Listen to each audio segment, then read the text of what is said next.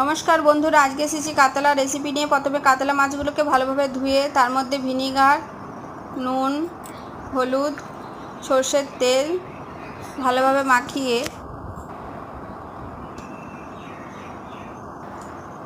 কড়াইয়ে অল্প তেল দিয়ে হালকা করে ভেজে নেব।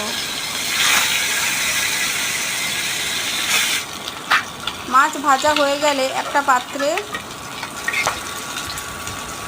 সর্ষে বাটা, টক দই, নারকেল বাটা, নুন, হলুদ,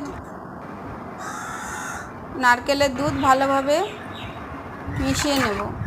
এরপর মাছগুলোকে ওই মশলাতে ভালোভাবে মাখিয়ে নিয়ে একটা টিফিন কৌটোতে সাজিয়ে নেব।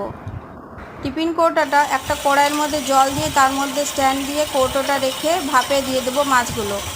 ভাপ দেওয়া হয়ে গেলে পরিবেশন করো কাতলা ভাপা।